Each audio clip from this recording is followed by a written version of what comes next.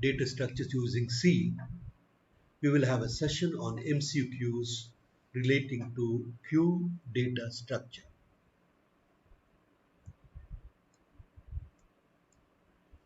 First one, a linear list of elements in which deletion can be done from one end, front, and insertion can take place only at the other end, the rear, is known as, of course you know the answer, it has to be queue. The data structure required for breadth search traversal on a graph is one of the applications of queue, therefore the answer is queue. So remember, breadth first, traversal on graph, data structure. So then again, a queue is what? This is a FIFO, LIFO, ordered array, linear tree. Of course, I'm very sure all of you are familiar. It is first in, first out, A. First in, first out. If the elements A, B, C, D are placed in a queue and deleted one at a time, in what order will they be removed? Just check. I'm very sure all of you know the answer. It has to be A, B, C, D. First in, first out. First in, first out. In linked list implementation of a queue, where does the new element be inserted? At the head of the linked list, at the tail of the linked list, at the center of position of the linked list, or none of these? Of course, you know it's a queue, therefore it has to be at the tail of the linked list. You can have therefore front and rear, or front, then you traverse the whole list and attach it at the rear. In a linked list implementation of queue, if only one front pointer is maintained, which of the following operations take the worst case linear time? Worst case. For insertion, for deletion, to empty a queue, or both A and C. Worst case. So naturally it is both A and C, insertion and deletion. We'll take insertion, it has to go to the end. Even deletion, it has to search. So therefore,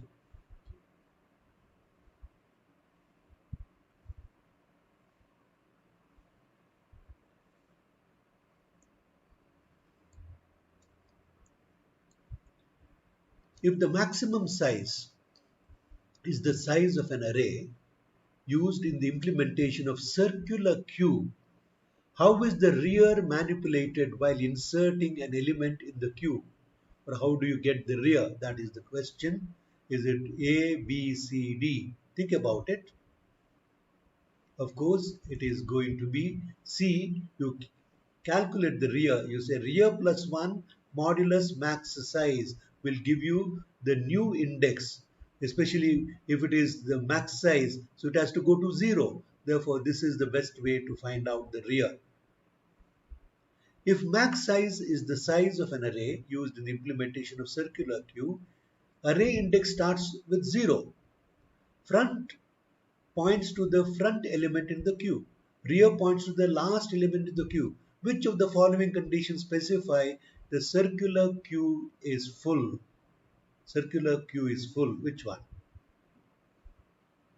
So naturally it is B, because when you say rear plus 1 modulus max size, it will, if the front is 0, so naturally it will come to that. So therefore front is equal to rear plus 1 modulus max size.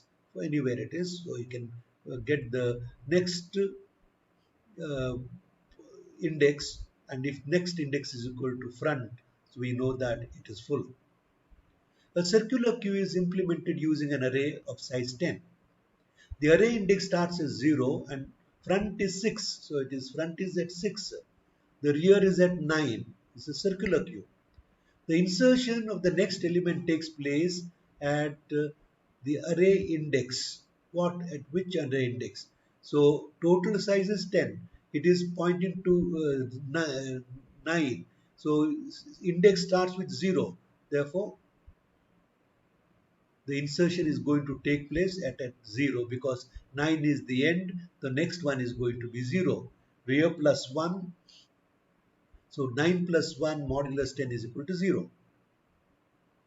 If the max size is the size of the array used in the implementation of circular queue, array index starts with 0. front point to the first element in the queue and rear points to the last element of the queue. Which of the following conditions specify the circular queue is empty? Is it if it is 0, if it is -1, etc.? Think about it. The answer is if both of them point to -1, we know that the queue is 0, is empty. A data structure in which elements can be inserted or deleted at front from both ends but not in the middle is known as, naturally, it is DQ. So data structure in which elements can be inserted or deleted at or from both ends. Of course, regular queue we are deleting only from the front, but DQ is a special queue in which deletion could take place at both the ends. So please remember that DQ. In the linked list implementation of queue, front and rear pointers are tracked. Which of these pointers will change during an insertion in a non-empty queue? Only front, only rear, or both rear and front, or none of these? Of course, only rear, non-empty. It is a non-empty queue. Therefore, only rear pointer is incremented or changed. A normal queue, if implemented using an array size of max size, gets full when? When does it get full? When rear is equal to max size -1, or front is equal to rear plus 1 mod max size, or front is equal to rear plus 1, etc. So it is going to be when rear is equal to max size -1. This is not circular, it is normal queue. Therefore, when rear is equal to max size -1. In the linked list implementation of a queue, front and rear pointers are tracked. Which of these pointers will change during an insertion into empty queue? The queue is empty. Therefore, which one? Both front and rear, or only front or only rear? So naturally, both front and rear are going to be changed. So they're both of them uh, going to be 0, pointing to 0 when you insert the new number. In an array of size, max size is used to implement a circular queue. Front and rear and count are tracked. Suppose front is 0, rear is max size -1.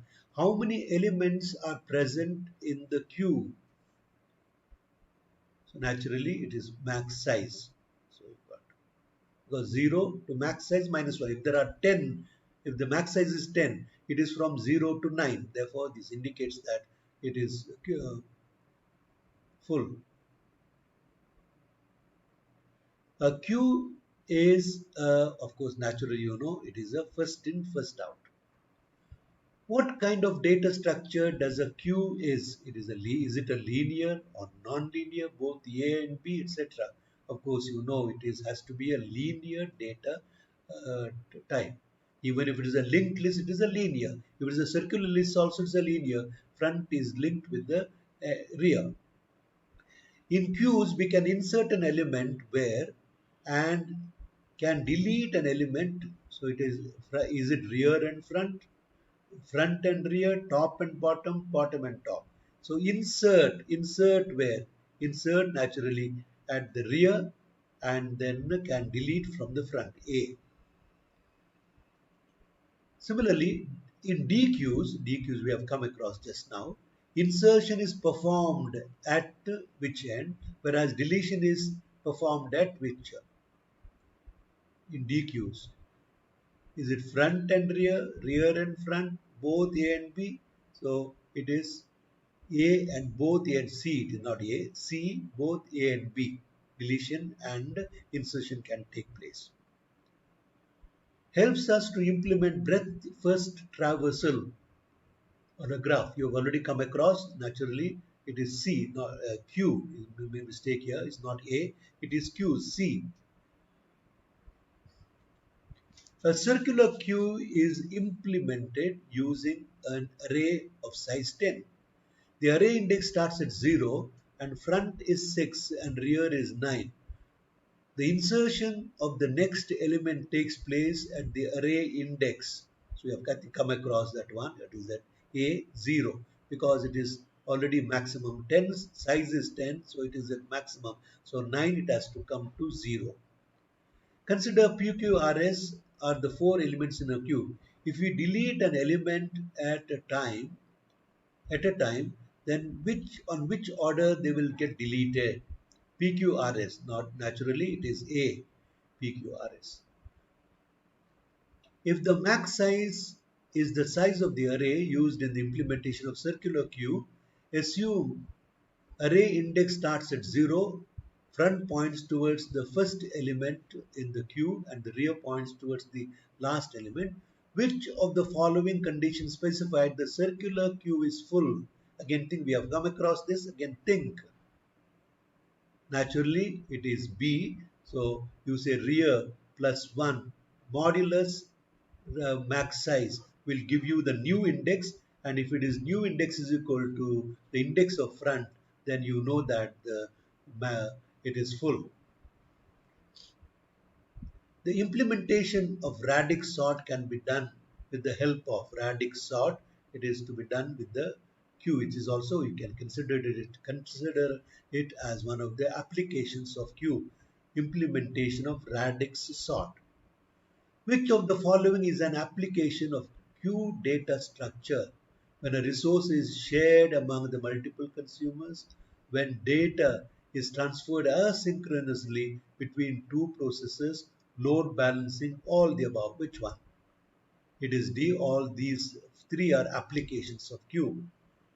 How many stacks are needed to implement a queue?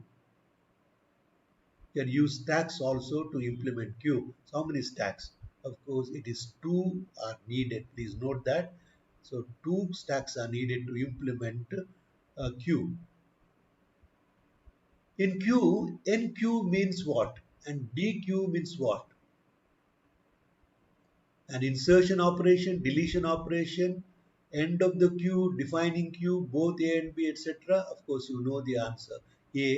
NQ means insertion, DQ means deletion. Identify the data structure which allows deletions at both ends of the list but insertion at only one end. That is called input in restricted DQ. DQ is no, you can do it according to the definition at both the sides. But here input is restricted. Deletion allows deletions at both, but input is restricted, is only at one end. Therefore, it is called input restriction DQ. Thank you.